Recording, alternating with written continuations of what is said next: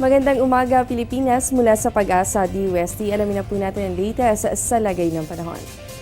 Magandang balita po dahil makakaasa tayo sa good weather conditions sa mga susunod na araw. Kahapon ay meron po tayong binantayan na low pressure area pero kanina ayon sa Pag-asa ay tuluyan na nga pong nalusaw ang LPA at bukod po dito ay wala ng ibang weather disturbance na nakikita ang Pag-asa.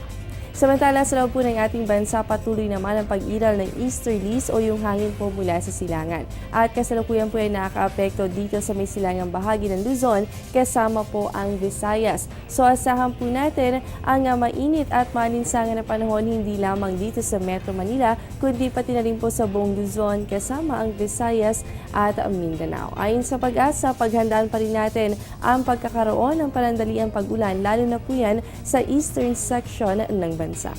Magbabalik pa po ang Panahon TV matapos ang isang paalala. Tatanungin ko ang lahat ng nararapat itanong. Tatanungin ko sina Manong at Manang, mga kaibigan at katrabaho Si Obama at ang barangay tanod. tatanungin ko ang mga taong dapat tanungin para sa mga bagay na dapat ipaliwanag. Para sa bansang kailangan magtanong. para sa kinabukasan ng ating bayan.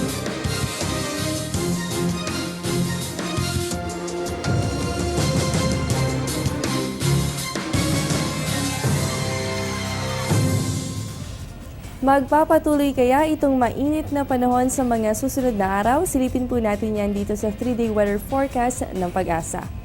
Sa Baguio City, asahan po dyan ang fair weather condition bukas, araw ng Huwebes hanggang sa araw po yan ng Sabado. Posible ang pagkakaroon ng bahagyang maulap na kalangitan.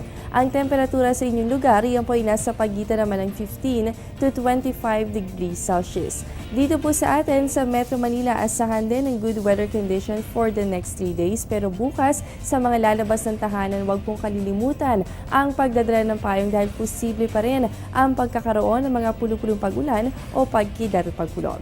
Sa Metro Cebu, asahan din po natin ang good weather condition liban na lamang sa mga localized thunderstorms. Ibig sabihin, posible po ang pagkakaroon ng panandaliang pag-ulan simula bukas, ganoon din po sa Biyernes at sa Sabado.